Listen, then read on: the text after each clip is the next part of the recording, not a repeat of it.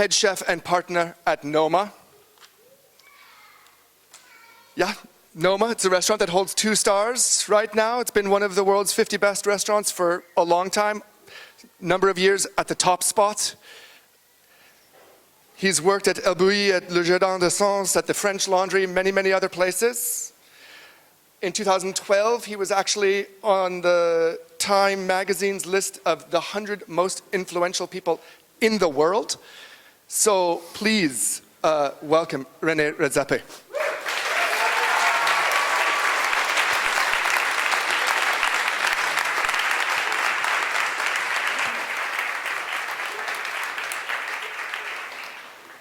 Hello. Are you on? I'm not on. I'm on now. Yeah. Are you on? Am I on? Yes. Yes.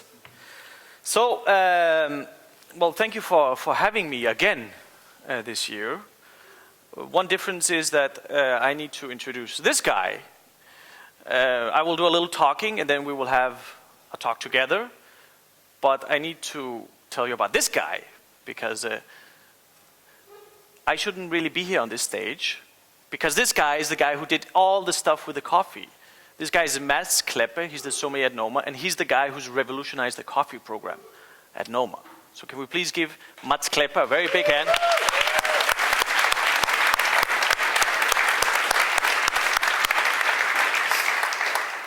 Anyway, my name is René Redzepi, and I love coffee.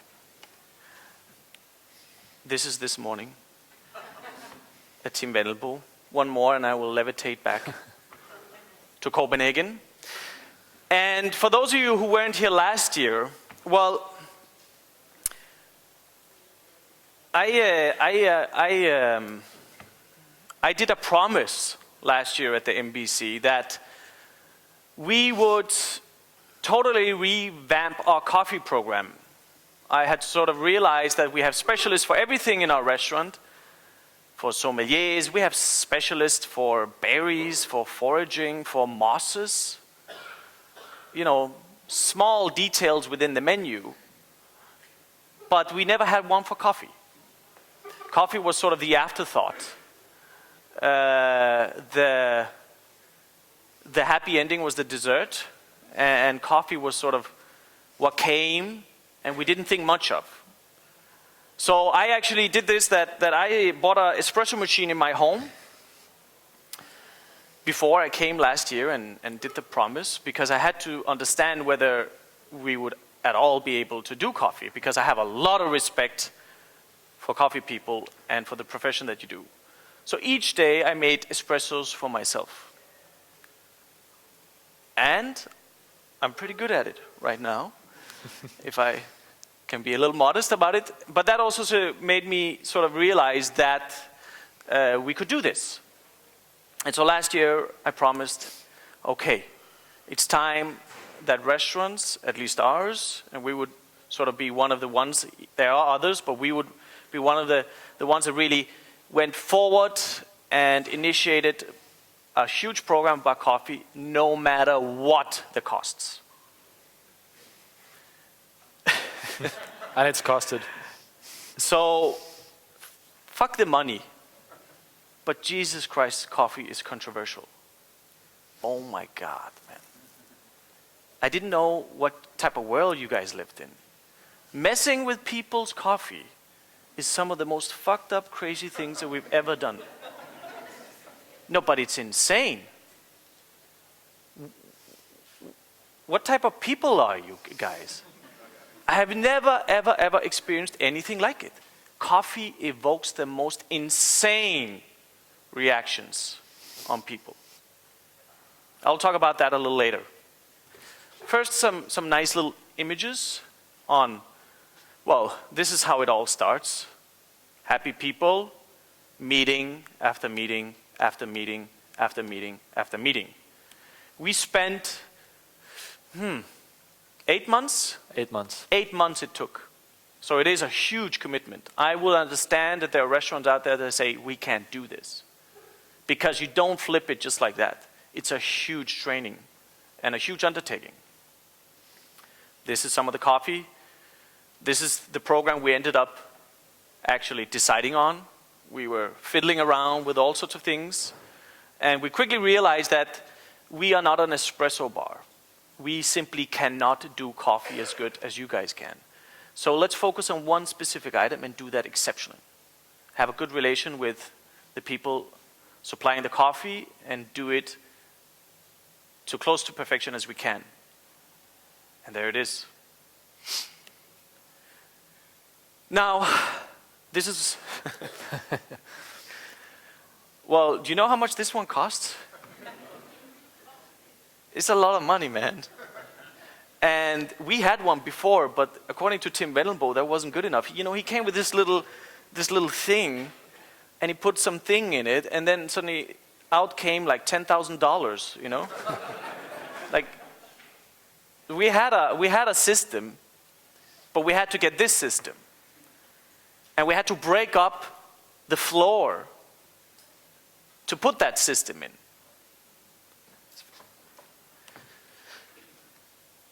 Our beloved coffee guy, Tim Wendelbo, thank you very much. Mats Kleppe, who was basically the #1 coffee guy for the first 3-4 months, he brewed every single cup of coffee. And he stood there with his wooden spoon and stirred the coffee afterwards. And it was really, as a cook, it was sort of cute to see a waiter kind of cooking. They actually have to cook something, you know, select ingredients, and then they have to produce it, much like a cook does. So, pretty amazing. Some of the coffees, there he is, the man himself. Another thing that we had to do, I'm just mentioning you all this because you realize once you get started with this that it is in fact a huge undertaking. So we had to basically get rid of all our coffee service and get new, because once you start being in love with coffee, you also want to see the coffee.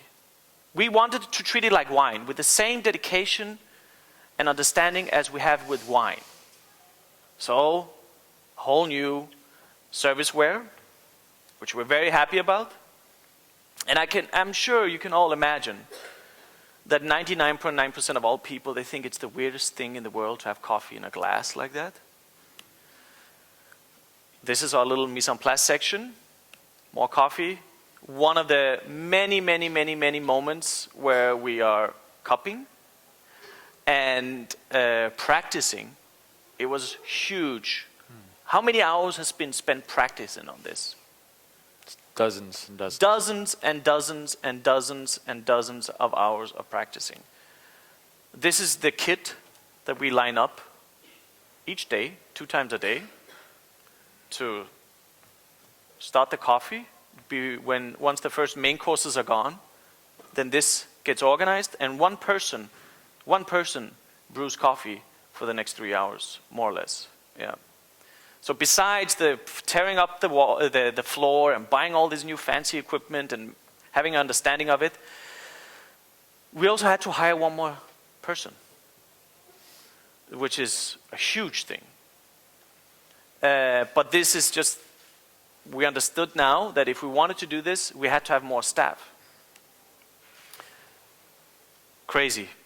But the chef in me just loves everything about it. You know, I just love everything about that. Suddenly, the waiters are there nerding around. You hear all these funny slurping sounds from the lounge, and you know, oh, the coffee guys are now started, and they're measuring, checking water quality, you know, fiddling with burrs, and making sure everything is just right for that, you know, 2-3 drops of coffee, which 99.9% of all people don't give a shit about, unfortunately. One of many meetings. You can see the worried faces on all the staff. This was the week before. Look at Mats. He went into a full-on depression for like 3 weeks. It started at that moment when he realized, oh my God, what have we said yes to? And he realized that, you know, now a part of his training as a sommelier, a wine specialist, And I have to commemorate Mats here and the team of sommeliers, because traditionally sommeliers, they're some of the most, I can say arrogant, right? You can. I don't mean it on you, but you know, we've all had this experience of the sommelier, sort of, we're afraid of ordering the cheap bottle of wine, and the sommelier traditionally, historically, just wanted to work with wine, and the best of wine, the fanciest of wine. If somebody ordered a beer, it was like fucking beer. And now they have to deal with coffee. You know, they have to degrade themselves actually to deal with coffee. But I'll talk to more about what it did to our team, actually, this little coffee experiment, because it changed us. You see the concentration. This is, I'm a cook, so when I see this in a waiter, it's like watching the chef cook a piece of fish, or sauteing the big, huge steak that costs, you know, hundreds of dollars. And I'm not used to seeing that sense of concentration on a specific task from the front of the house team. It's a total new thing for me. And the cook in me suddenly feels that we have something that connects us, you know? Big coffee god, mass overviewing everything.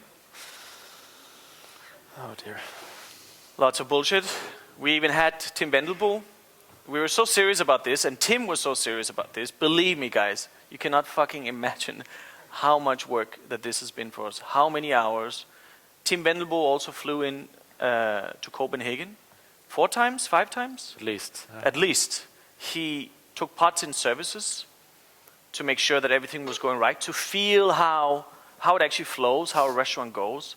And that is also one of the big changes, that the coffee people actually steps into the restaurant and realizes just how many things is going on, you know, to get a basic understanding of it. That helped tremendously. Without that dedication, I don't think we could ever have done it. And there you see the concentration again. And you know, I mean, to me, this is like a Picasso painting, you know, a waiter being so deeply concentrated on a specific task, something that is pouring water on to ground up beans, I think is beautiful, and it's amazing. And it's all of the 20 years I've been in the trade, it's a new thing for me. So,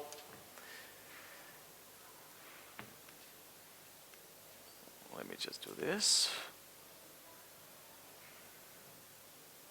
A little low tech here, but so I showed you a little bit of how all this started, and I could go talk about hours after hours about sort of the money issues and the problematic issues, but I want to tell you that it has been hugely, all right. This doesn't want to go on in my oh, you know what, we'll just do like this. Fuck it. I want to tell you that it has been hugely appreciated by the majority of the staff. But as you can see up here, our guest has a very different opinion about it. So it's insane. It is fucking insane. This is one of the biggest critics in Denmark. Besides being an unbelievable asshole,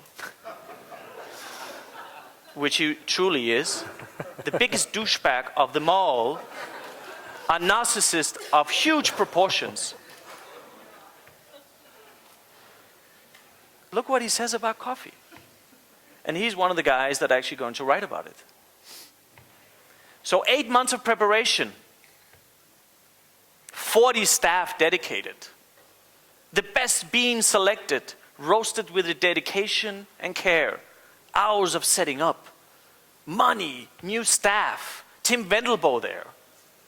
The first review that comes out of the coffee tells us this. I mean, come on, guys.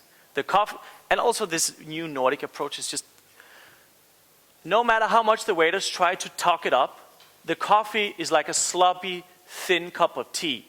They ended up by serving a cup of coffee. It was undrinkable. It was worse than the coffee they serve on a ferry.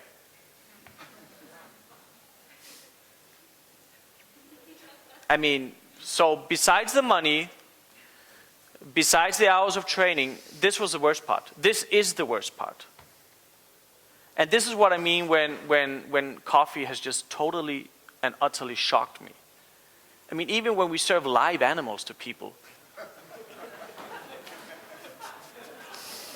we sprinkle them with live ants and they have to eat them off each other. It doesn't do this to people. It's pretty damn insane. And does it shake us up? No. Not at all. In fact, it makes me angry when douchebags like this think they know everything when they clearly don't. Unfortunately, this is the reality of things, that the people that so-called knows, this is what they know. It's terrible. Totally terrible. But one observation that I've had with coffee that I also need to tell you guys, because I've stood in many of the lines at coffee shops and sort of excruciating, sort of my toenails are like in the wood, you know, they've gone through my, when I hear the humiliation of the people in front of me as they ask for some sugar or some milk, or they ask for the espresso to go, and the coffee person in front of them slaughters them. And the whole room just went silent. It's all over the world, is it? From Copenhagen to New York. It's 100% sure it's going to happen. Stand in the line at one point, somebody's going to get fucking humiliated.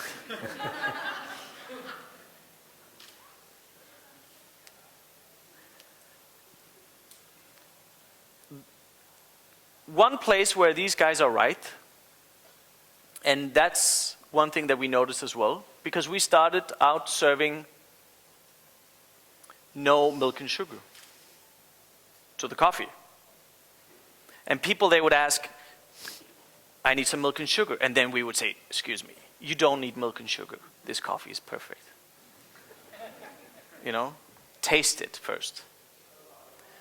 And very quickly, what does that do? Well, it just creates this void between you and the person. It was really incredible to see the difference when we started putting first milk and sugar on the table and then come serve the coffee. They could see it was there.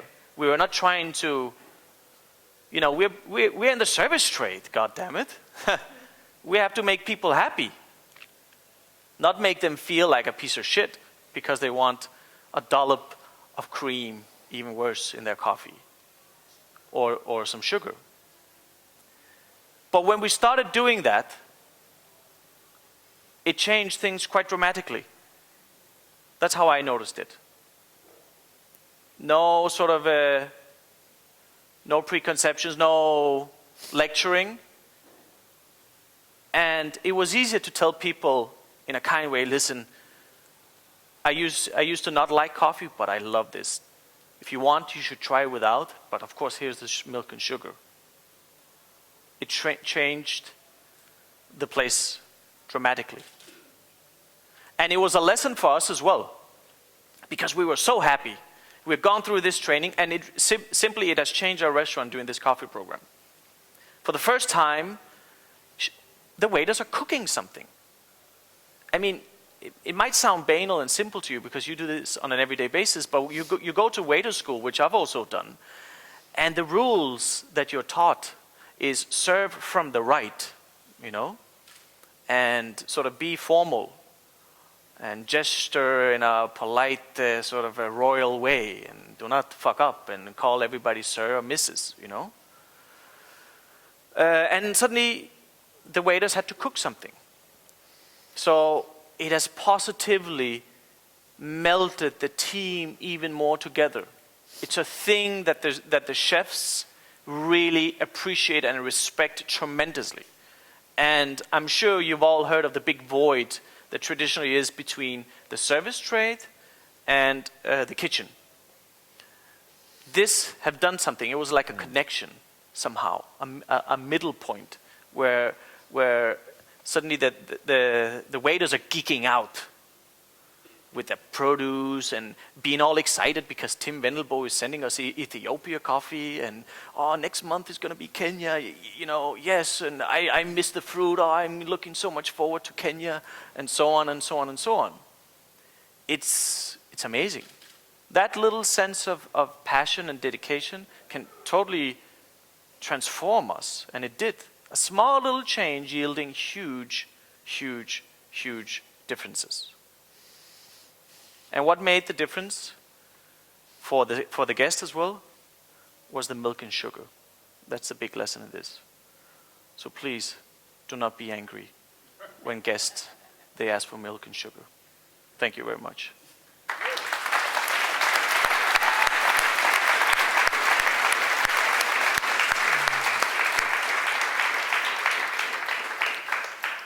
Now, we're supposed to have a Q&A session. Mats is here, and if you have anything you want to ask us about, go ahead on the big process of everything. Now's your chance. Who has a question? First question, please. Yes.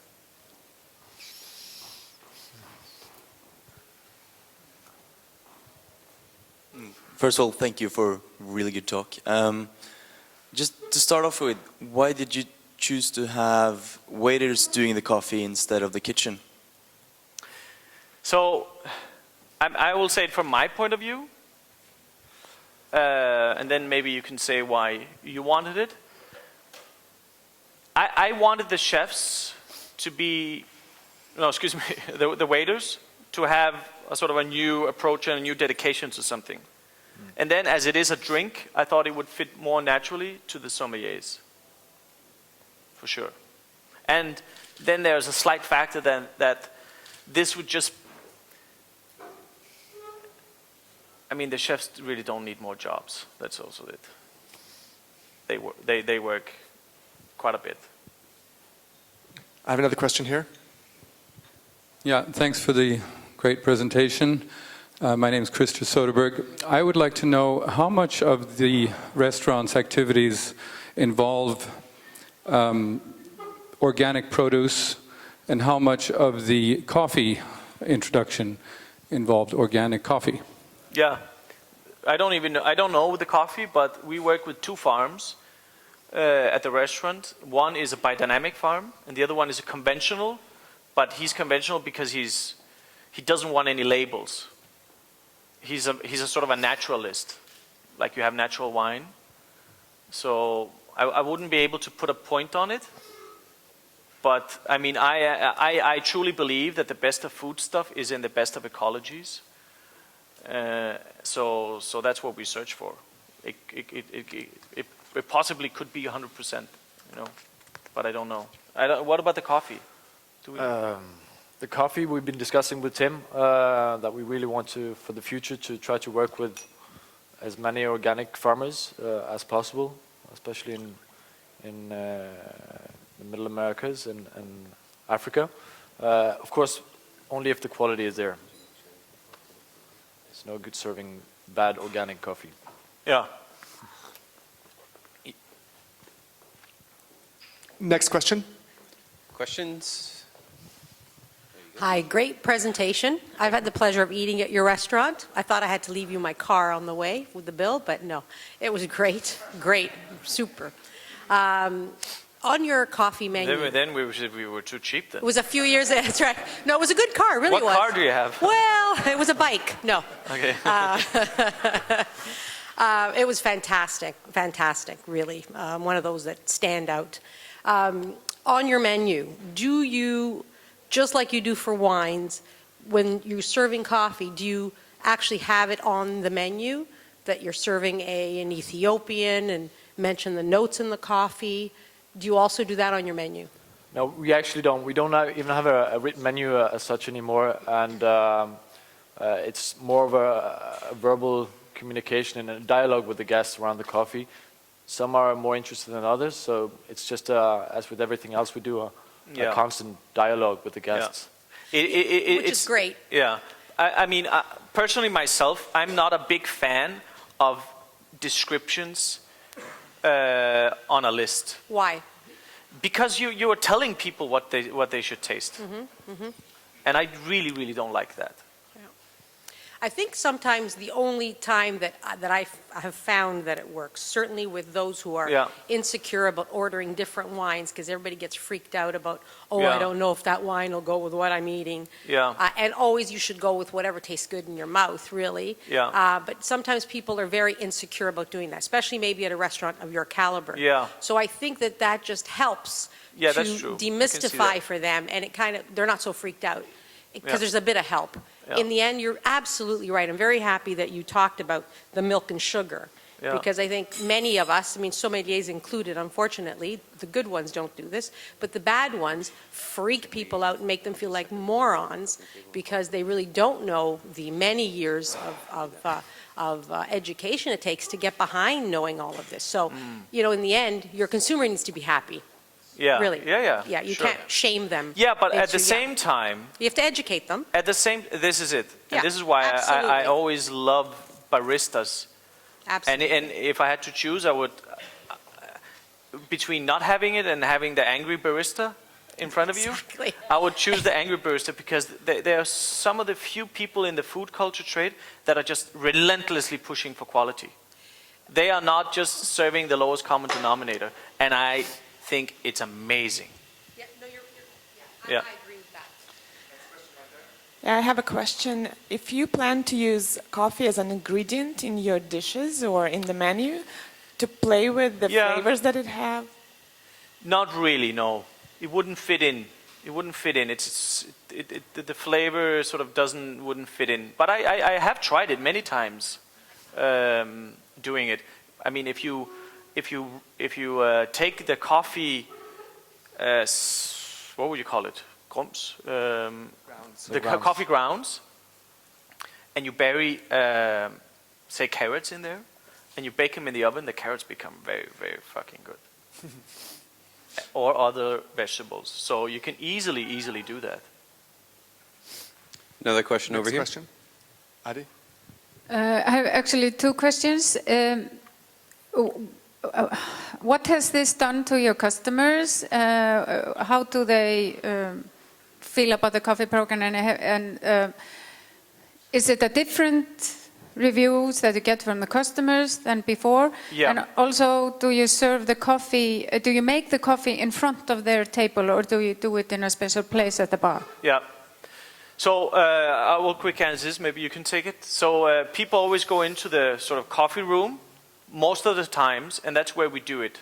So we stand there, concentrated, and a lot of people will come up and see. We don't really have the space at the tables or next to it to do it in front of each table.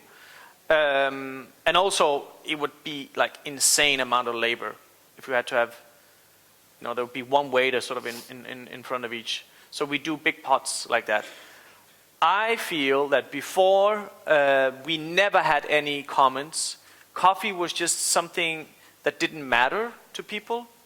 I even feel that before people ordered because it's sort of in the tradition. The meal is done. Now we should have a coffee. That's what the tradition tells us. And here's something that's black in a white porcelain cup. I will drink it, and I will take the sweets that goes with it. But it was sort of an afterthought. It wasn't really anything that was a part of the meal, where I definitely feel now the coffee is a huge part of the meal. Yes, I mean, logistically it wouldn't be possible to do that at table side. So we do it in our lounge area, and a lot of people pass it. A lot of people finish their meal there. So it does get a bit of attention. And we chose 1-liter brews, which is, we found out much more consistent, more difficult to fuck up than a smaller brew. And I see, especially with our clientele being so international, a lot of people from Central and Southern European countries has gotten a completely new experience with what coffee can be. Yeah, And, but you know, and this has been yeah. very, very interesting. Very interesting. But coffee, it's insane with coffee. I didn't realize that. It is, I mean, it's like a religion, you know? It's so difficult to tamper with. People are so skeptical from the beginning.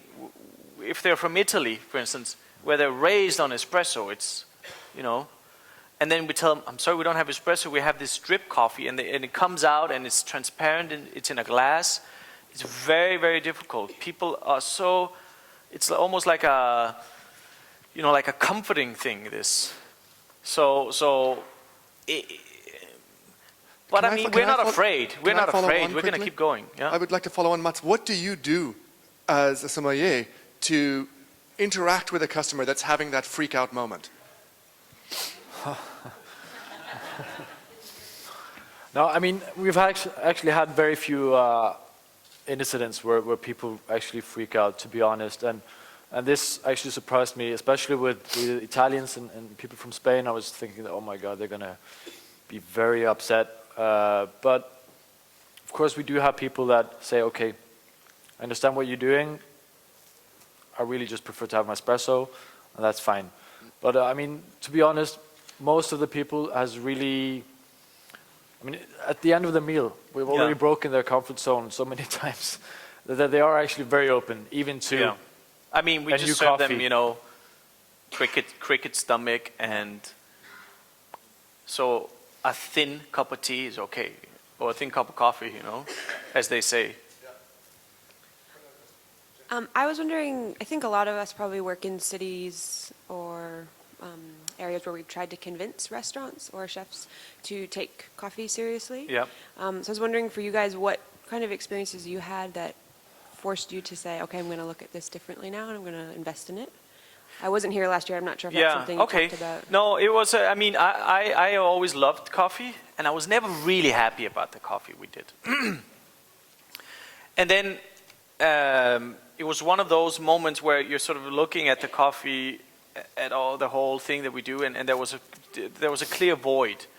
And also being friends with Jens Nørgaard, who has Café Europa, who basically told us our coffee is like a pile of shit, and that hurts. So I thought, okay, if we're going to do this, then I bought the coffee machine. I bought a small De La Corte, and I brewed espresso every morning. And when I came home, and I had coffee probably from all of you, and tested out and all these things to see what's the feel for it. And then what happened is that I totally fell in love with it as well. I really, really did. So, and once you're there, once you have that flavor, you cannot have a restaurant and not want that for your guests as well. So I think that's the key thing that we have to convince chefs and restaurateurs. The flavor, the deliciousness will convince them. I think we also have to mention that after we started with the new coffee program, a lot of our staff, both kitchen staff, front of us staff, is making good coffee at home, and our staff spend like 15,000 kroners in a month on Hario equipment to make coffee at home. And I mean, a lot of these chefs nerds, like nerds in our restaurant. Also exactly. The sous chefs in the kitchen. And when they go on somewhere else in the future, they will for sure bring this with them. So I think it's also a very positive thing. There's no question that the ones we're training at the restaurant, that's a very good point. They are not just going to take the easy shortcut, you know. And I always thought that in espressos, I thought, let's do it one day, you know, because it's practical. But once you start tasting, it's like, of course, you can't go there. Yeah? I have a question back here. You kind of answered the question, but with what you just said. And the question was, let's say you were having a conversation with another chef, and in Brazil, Nespresso kind of dominates the restaurant scene. How would you explain that after everything you've done, the value? What is the first value of all, I would coffee? tell a Brazilian chef, you're in Brazil. Like, it would be like not having beets in our diet in Scandinavia, you know? How can you have bad coffee in Brazil at a restaurant? It just doesn't make any sense. Especially if you're a restaurant that sort of works with Brazilian identity and food stuff. You gotta have to do something with the coffee. It doesn't comprehend with me. But I mean, I would say be ready for lots of people writing like this, like you just saw. Get ready for you know, you do it for yourself ultimately at first, because you're gonna have. I'm sure that what we're seeing now, all the coffee that you're serving, the drip coffee like that, it's the future. I have no reservations in saying that. You will see this across restaurants as a general rule. But right now, I would tell them, you know, you have to do it. You're working for flavor. You're sort of protagonist of deliciousness, you know. And these are the right things to do. These are the right ingredients from the right farms that we cherish so much, that we like to work with produce. So you have to do it. And I will tell them that it's going to change your staff. It's something that the staff looks forward to brewing coffee and when new ingredients comes in.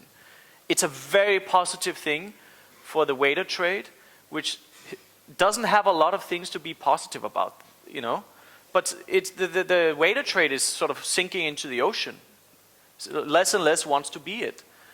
So it's amazing that they can have this as something to be really proud about, that they're producing a set of knowledge and skills to obtain. It's fantastic. And for the waiters, for the waiter trade, we need more of that to give new excitement and a new passion for becoming a waiter, because it's sort of almost a degrading term. I'm a waiter, you know, because I couldn't make it in whatever. Next question. Yeah. Are you serving different sizes or only one size? And are you serving different coffees or only one coffee? And how much is the average price of the size? So, as I said, we make 1 liter brews. We made these very nice serving kettles, which you saw earlier, which we serve 500 milliliters per 2 guests. And we put the kettle on the table, and we pour a little bit from themselves, and then they can play around with it as the temperatures falls, and et cetera, et cetera. And the price is €9 per person. And right now it's Esmeralda. And right now, for this full August month and the September month, we're serving Esmeralda. And I mean, €9. If they want 5 liters, they get 5 liters. You know, it's the one price for drink as much as you feel like, and that's of course including the sweets that goes with the coffee. And what would be your advice to a roaster in a country of origin to make the chefs understand what you are saying? I mean, I have been fighting with them for 15 years, and it's been almost impossible to make them understand that, come on, you are serving food in a country of origin with a very good coffees. Yeah. Where are you from? Colombia. Colombia, yeah. Well, I for instance, I love Mexico. I travel. Mexico is like my second country. And it's impossible to get a cup of coffee in Mexico. And each time I'm like, what's going on? I'm in Mexico, and the coffee is like my childhood, you know, in Denmark. What? I don't know. I mean, it's I would say have them taste and taste and taste and taste and taste and taste. Have them fall in love and see the flavor. You know, it's like that's the only thing that will convince people, is how great and different the flavor is. That's to me what did it to me. It was the flavor that convinced us. I have a question here in the back center. I'm curious about the glasses that you're serving in. Mm-hmm. You have one glass that you go for. Do you have any process of choosing it, like when it comes to shape and experience from that glass? Yeah, so when I actually met Nina, who's blow these glasses last year, and we were talking about the shape, and I said I want it to be something which is in a way similar to a wine glass, because we want to focus on all the fruity, delicious flavors of good coffee, but I don't want it to be a wine glass. I want it to be something nice to hold around, that's warm and nice. So we worked on this shape together, and we ended up with what we have now. Did you choose a lip shape consciously for? Yes. And what were the choices? Why did you choose land on where you did? She made 4 different samples for us, and so we just basically tasted coffee in the different samples she made. This is what worked best for us. Yeah. Yep.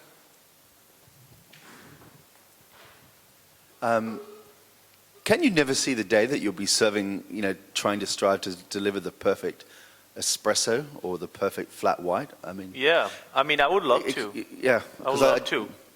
But it's years in the future. Really? Because going to lots of great coffee shops and seeing they're doing great work. Why can't you guys implement it? It might sound naive, but it's. It's very naive. It might be that naive. I'm an ex-chef. You said it yourself. But I mean, first of all, I don't want people to drink a half liter of milk after their meal. But it is so complicated, much more than I thought, actually, to flip the coin on coffee at a restaurant. And espresso, the machinery, the water, the cleaning, the way that there's different staff, it's going to be years of training to figure out how you get a solid momentum rolling. Because we wouldn't want to do it. I truly believe that the drip coffee we're doing is as good as at Tim Wendelbo's. Sometimes better. But espressos, there's no way. There's no way we would be able to do it right now. Also, if we're considering that we should have different varieties of coffees. And the space it takes, most restaurants, they have small space. We're one of the lucky ones who actually have a bit of space. Most people have not that much space. I would also recommend actually that you really focus, that you focus on one thing that you can do exceptionally good instead of having a few things that you can do very well.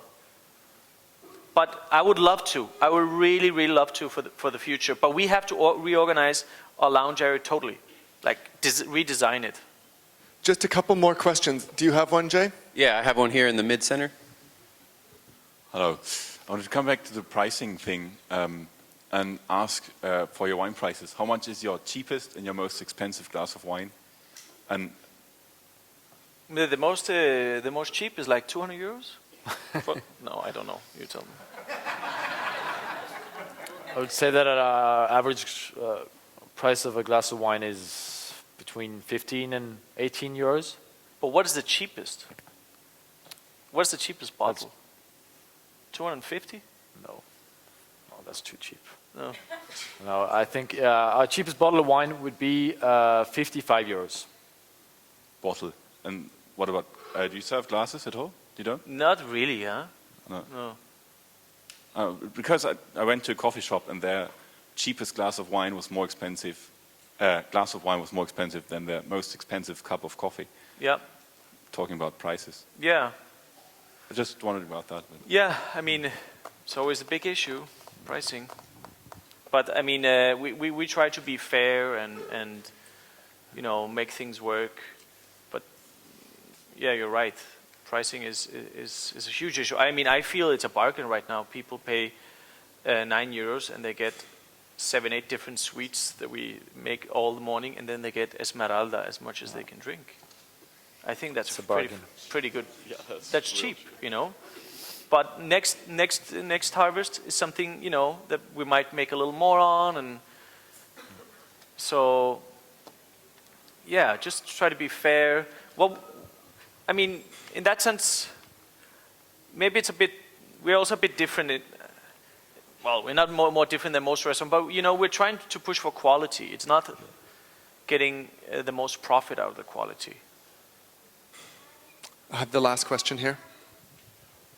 So when you decided to add milk and sugar and offer that to your guests, did that affect the coffees you chose to offer or how you choose to brew them? Did you change the strength or in any way try and accommodate the guest's preference for milk and sugar? You're looking at it as a flavor preference, or is it more just accepting that they wanted it for ritualistic Yeah, but reasons? I think that in the end, they don't really put milk and sugar in. No.